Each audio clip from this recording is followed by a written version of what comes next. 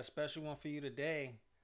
Guy who does not do any slacking whatsoever. Seems like he's busy all year long.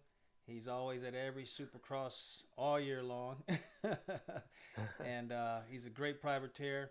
Let's hear your welcome for David Pulley. Let's give it up for David Pulley. All right. Right on, David, Thank man. you. Thank you. Not a problem, man. Thanks for coming on to the show today, man. I appreciate your time out. Thank you for coming on. I appreciate it. Like I said, always a pleasure having you on the show, and always a pleasure. I know we started an interview yesterday, didn't go too great, but you linked back up with us and made it happen this time for the second time. So thank you.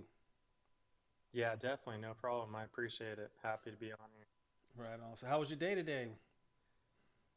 Today was good. Did some training, got some bike work done, and had to do some other work on the side, like some social media and athlete management stuff I do for one of my sponsors. So, pretty busy day, but it was good. Okay, okay. The Supercross right around the corner. Holidays around the corner. How much you training for the month of December? It's pretty much nonstop all the way up to time. So, Okay, uh, okay. So you training nonstop, so that means you're ready for the 22 season, or are you not quite there yet? Um, I mean, I'm never where I want to be. I always want to be better. So, but I'm feeling really good. I'm confident where I'm at right now. But by the time time comes around, we're definitely going to be in a really good position. Hmm. You feel that you made an improvement for last year, as in comparison to last year, as of now, since you feel better. Yeah, definitely, without a doubt. Okay, so you riding? What are you riding? 450 this year or 250? I'm riding 250 West this year. 250 West. Huh. Okay, that's what's up, man. No. How'd you make out last year? How'd you do last year? Last year was honestly a pretty rough season for me. I didn't even make any of the night shows. I just kind of struggled with learning the bike and whatnot because I did all my preseason prep on a 450, and then the motor wasn't really ready until like a week before the first opening round. So I rode it like one time and then drove up to Florida.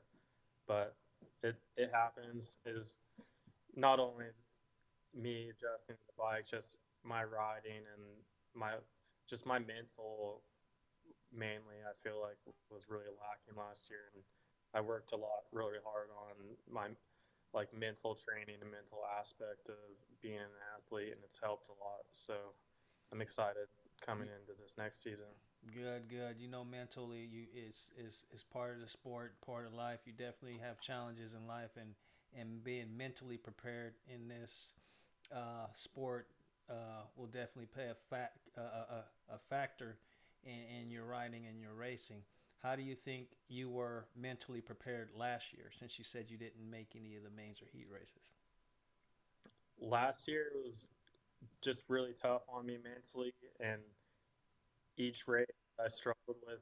Like I wasn't super far off in qualifying, but still not even making the night show was just mentally draining for me. And with my expectation, I was just not happy at all. And I just kind of dug myself into a rut and let things get to me in a way. So um, I don't know. It's hard to explain, but definitely just it was a struggle bus all season. And I feel like my riding was definitely pretty decent, but it's definitely a whole nother level right now. But it's crazy how big just like the mental side of sports like can affect you and hinder you from doing what you're capable of doing. So that's kind of how I felt about last year.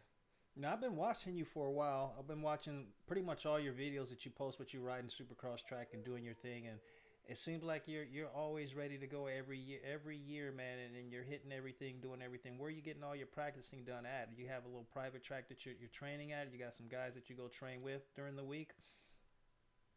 No, I don't have a private track. So last year, I actually, on top of riding, I worked for Elsinore prepping their Supercross. So I did like the full track prep on the Supercross every single day, and I was able to ride as much as I want and whenever I want there for free. So that was really helpful, and I appreciate them helping me out with that. But as of right now, like I train at Elsinore State Fair, Paula, or it's Fox Raceway now.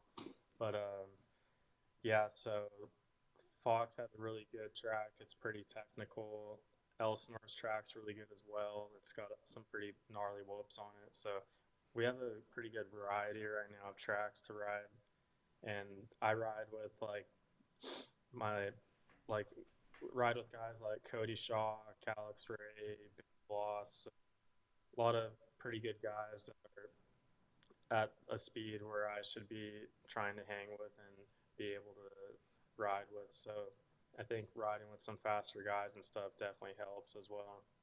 Oh yeah, that's definitely. I remember when I was a younger guy and I was always riding and racing. I would purposely link up with guys who were faster than me. Were always the next class up, just to kind of develop and help develop my speed so I can get faster. So that's always a plus for you to go out there and train with guys who are, you know, that you should be up there with, or you know that you want to keep up with. So Oh yeah, definitely. So you do quite a bit of riding. I mean, like California, you can pretty much ride almost all year long. Do you stay busy riding all year long, even when it's like say, do you do any of the motocross stuff, like the outdoor nationals, or you just strictly stick to Supercross? And even on the off season of Supercross, do you train Supercross or do you just ride motocross? No, so like this last year, I did a few of the outdoor rounds, but typically, I actually haven't raced outdoors in like 6 years. This was my first year back riding a few rounds. But typically, the supercross tracks are all closed in the wintertime or the summertime. So I just ride outdoors. I sometimes do like 30-minute mode, just like training as if I'm gonna go race. But most of the time, I'm just kind of riding for fun and just riding to keep sharp and whatnot. But I focus on my riding schools in the summertime, so I have a lot of local kids and coming up amateurs that I work with. So that's been going really well. Last summer, my schools actually took off pretty good out here, so it's been cool watching kids like develop and teaching them what I've learned through the years and seeing them do well and grow. I know I probably sound like a broken record, but it seems like everybody who I have on this show that are pros are always giving back to the moto community and teaching riding schools, and I find that to be a wonderful thing, man. Because I tell people like you're creating memories in these kids' lives, and you're changing their lives. And a lot of guys, you know, are kind of misdirected, and they use moto to kind of to ground them, keep them grounded. And for you to come in there, not even just as an instructor, as a mentor, you know, at the same time, it's a beautiful thing for you to go out and do those things, man. So I want to say thank you for even putting in your time and giving back to the moto community for sure. Yeah, definitely. I love it. I mean, that's why I race. That's why I rode dirt bikes growing up. I just love the sport. So it's awesome to be able to give back. And like I said, I do a lot of schools at Elsinore, and that's actually the track that I learned to ride on growing up. So it's like kind of full circle. It's really cool to be able to do this. Yeah, I spent a lot of time at Elsinore. I remember it was like an ice skating rink. Everybody said it was an ice skating rink back then. I'm sure it probably Oh still yeah, as is soon as now. the water truck hit the track, it was just Yeah, yeah, a lot of throttle control at that place, man. But you do a lot of racing. So I even know that you went to Dubai and India. How did you get that experience, and how do you compare the two differences, like racing in India or even Dubai? Because even just the culture difference is a major difference. How do you feel that you fit in when you actually went over there and you did some racing? so yeah, India was a really cool experience, and by racing in India, I got to go to Dubai and do some things out there. But the tracks in India were they basically had an international supercross class. They invited a few riders from the U.S., from like Australia, UK, kind of all over, and it was pretty cool. But the tracks weren't like anything near what we race on out here. It was like kind of a amateur outdoor supercross per se, but Hmm. the jumps, their equipment setup is a little lacking out there from what we have here. So they they actually like were packing the track in with like wooden paddles to pack the jumps and whatnot. So Really? So no to say the triples, no track was doubles, huh? there was a few doubles, but a lot of the landings were like somewhat non-existent, so it was like just, but everything was kind of so small that like for us we were like flat landing everything anyway because just trying to go fast as we could. But yeah, the track was pretty soft our first time out, so that was interesting. Now, did you out there? Did you have a full gate? Did you have like a full 20 guys, and were guys from like India and Dubai that were your competition, or was it guys that they just brought from all over to race against you? So the when I went to Dubai, that was just to check out the skydive Dubai compound, and they had some stuff up there. They were looking into like hiring a trainer and whatnot. But I didn't really ride too much out there, the as far as racing. But in India, there we didn't race against any of the local Indian guys. It was just international guys. So like few guys from Dubai and all over basically. We had like a 15-man gate, and it's a pretty small track. Like our lap times are probably like 45 seconds or so. So Oh wow. it was it was kind of a slam fest for passing and whatnot, but it was fun racing. It was cool. Met a lot of cool people, like some guys from South Africa, Australia, like all over. So and made friends, still friends to this day. Still keep in touch and whatnot. It's really cool. What I love about moto, like how quickly you can just like befriend someone, and then like you guys are pretty much friends for life. That's cool, man. It sounds like a little amateur GP race. Right on, Yeah, man. yeah, pretty much. And so in my eyes, man, you I always see you on a Yamaha. I see you on a Honda. I see you on a Yamaha. I see you on a Honda. Why the two differences? And is this something that you're dealing with sponsors? You ride for somebody, or is it something that you're choosing to jump on, going back and forth?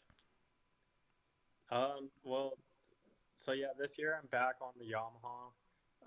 I switched to the Honda around like 2017, or yeah, I think around 2017, and it was mainly just like one of my close friends that worked for Honda was like always telling me like, oh, you'd be so good on the Honda, like so much better. You need to ride these bikes and whatnot. So like, finally got me to switch to one, and my dad wasn't too pumped on it because he's like a big Yamaha guy, and I mean he rode for Yamaha racing jet skis and whatnot. So that's why I rode Yamahas from like 2003 all the way to 2016. So Wow.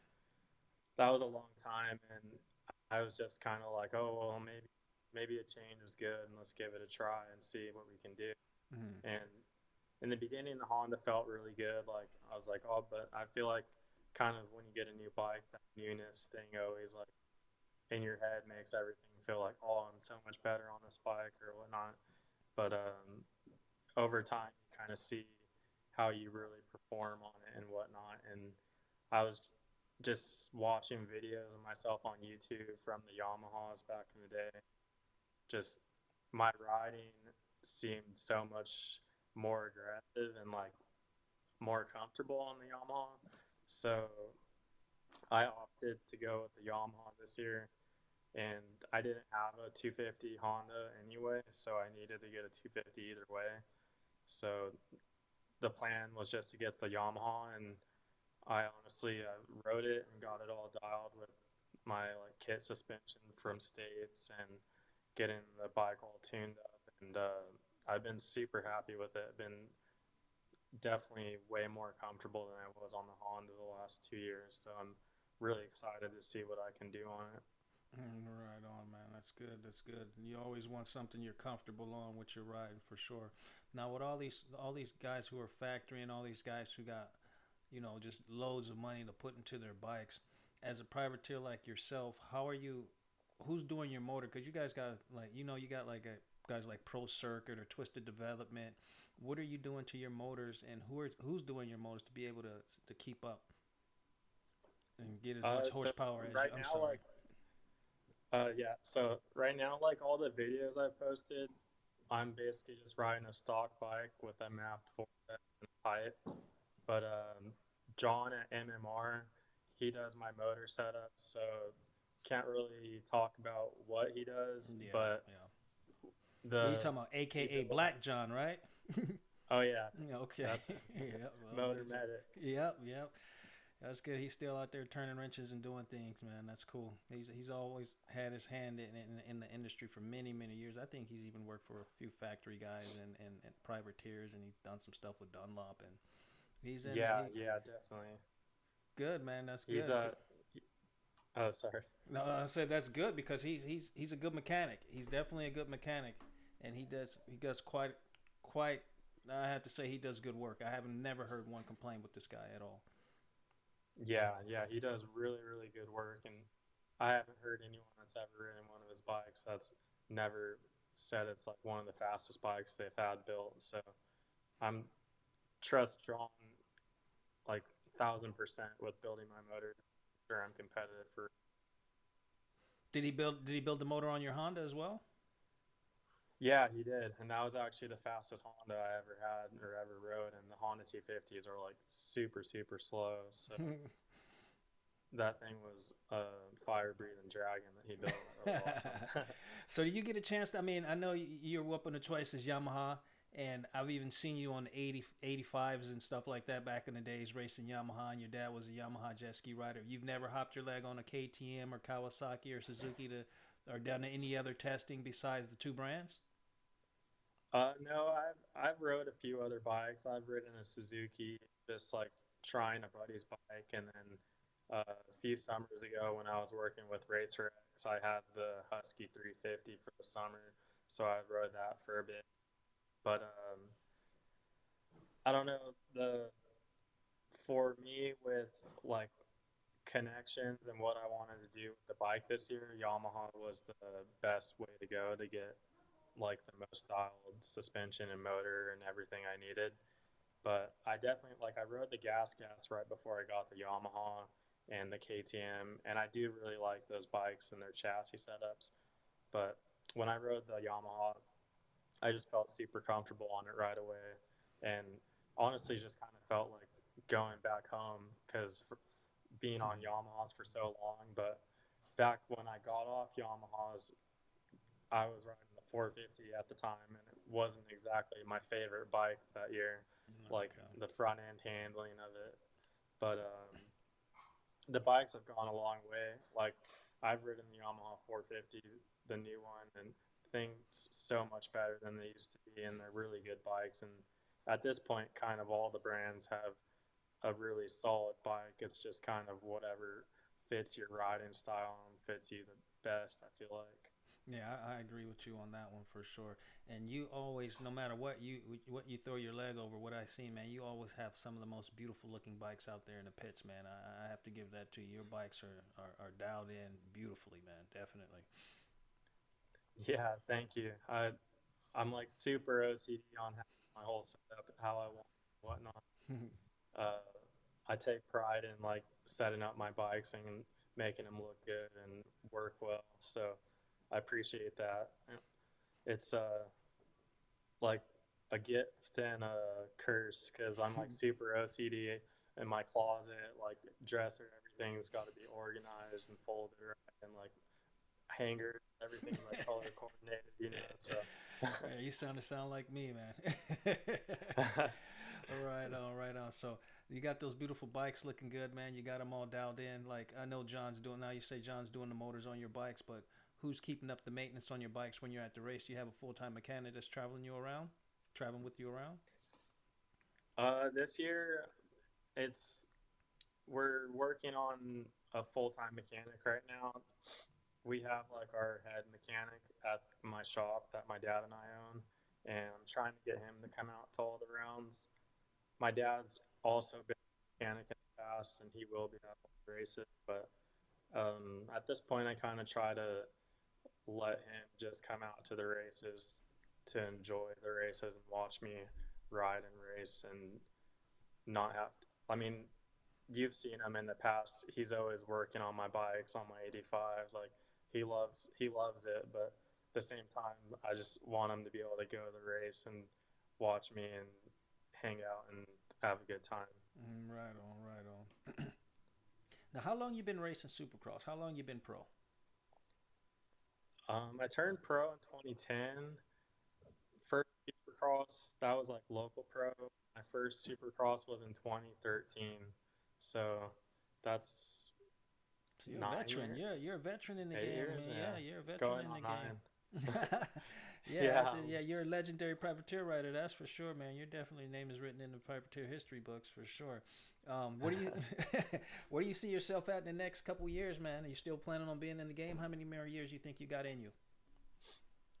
I want to at least keep racing for, I'd say at least the next 3, 4 years.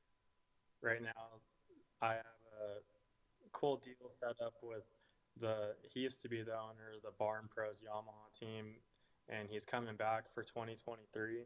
Nice. So we were trying to work on coming back this year, but we had some delays with the rig being built and just getting bikes because the dealership that helps us out with bikes, like all the bikes were stuck in the harbor and whatnot. So um, that kind of pulled our plug from coming back in full effect this year. But he's just helping me out this year. And then next 2023, we'll have the full team effort going, planning on doing it for 3 years. So he's like, if you want to ride the next 3 years, I have a spot for you if you want to keep racing and get into these main events and do what you're capable of doing. So it's cool having him supporting me and just the backing of him and his family and their belief in me. Hmm. It's been a huge benefit for me this year, just helping me believe in myself and do what I know I'm capable of doing. So that's another huge thing that I'm thankful for. And with my whole mental training stuff, it's just added and helped to that. And something I really needed to work on. So it's kind Hmm. of just putting all the pieces together. So this year, I think I have all the pieces right. So Hmm. we'll see what we can do. You'll do something good, man. Man, you got the confidence now. You got the bike all dialed in. You got a good motor combination. Looks like you got a good package going on, man. I like to see you in those heat races and in the night show.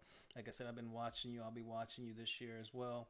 I even watch all the time practices, and I see you out there, man. So there's not really too much moto that really gets by me, to be honest with you. Especially being the local guy where I'm from, definitely got my eye out on you.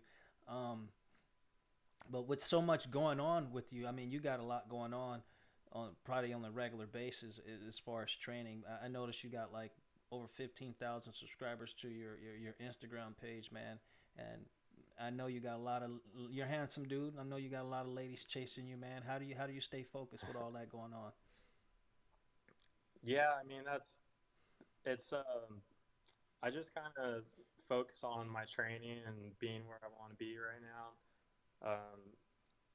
It's pretty tough, but basically if I am dating someone, I gotta tell them up front, like, hey, right now, like my main focus, like number one priority is my racing and training because I'm lucky to be able to do what I'm doing now, and I only have a limited opportunity to be able to do what I'm doing.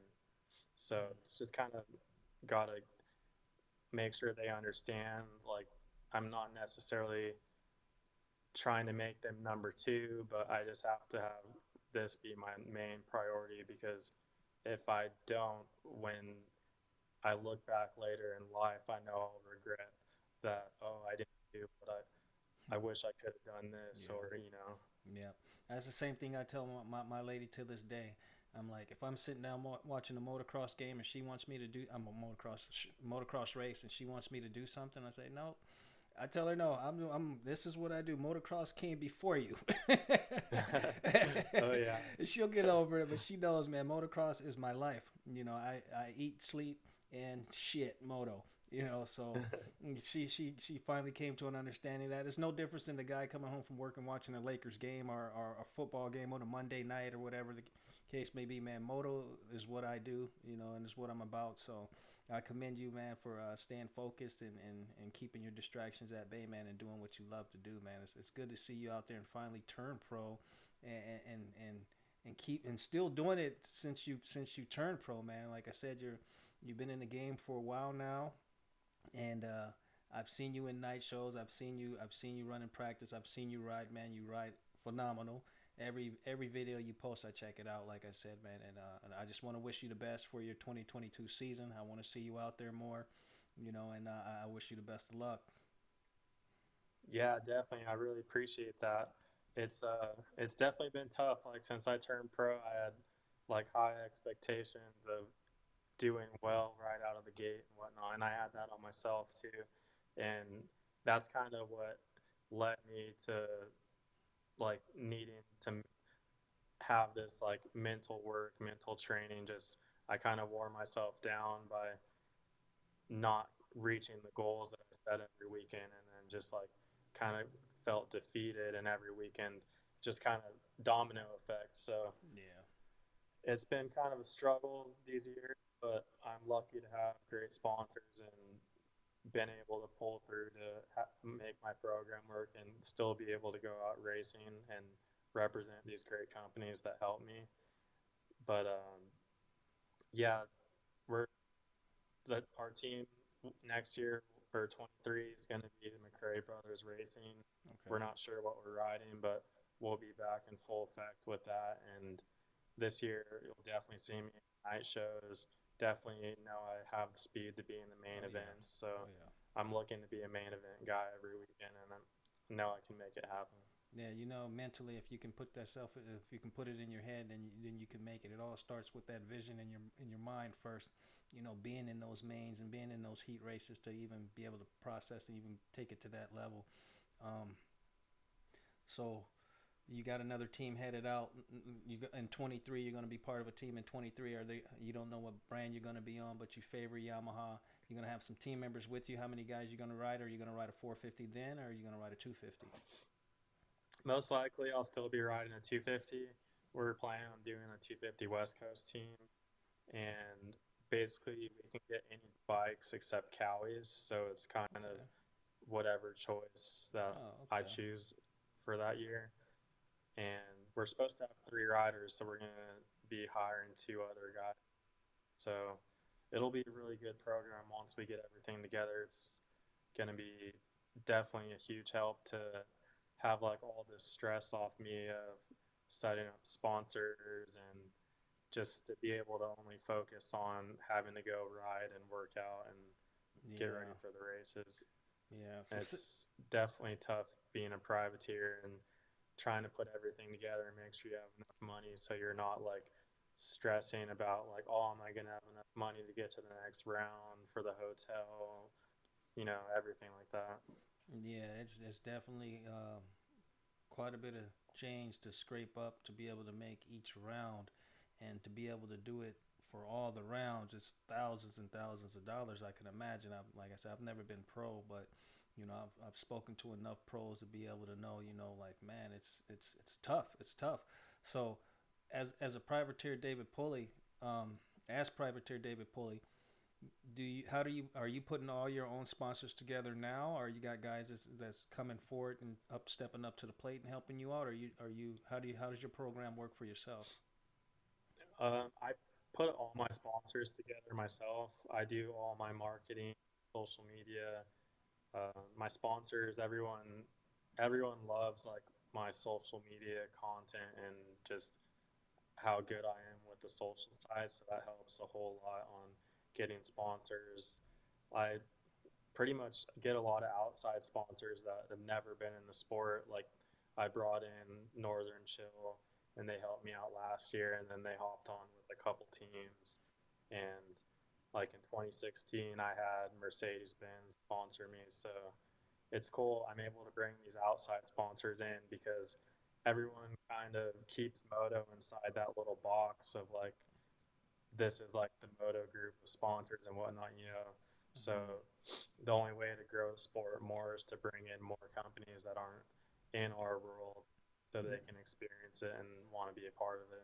Yeah, I think that's really cool and really dope what you're doing, like bringing the outside sponsors, because you tend to get saturated with a lot of the same companies that are out there, and there's plenty of room to grow and develop in outside of the sports. Like there's something that I wanted to do is like more like, well, that was of an all natural race team like that runs natural oils, that runs, just things that, all organic food. I think that'll be Yeah. different for the sport, but actually be cool for the sport if a team can actually come out and develop something like that. It was interesting when Chad brought in the CBD sponsors, because everybody, AMA wasn't accepting of it at first, but the medical things behind it, I think it kind of helped out as far as, because I said in one of my stories, like, I don't smoke marijuana, but I'm not against it because my mom passed away of cancer.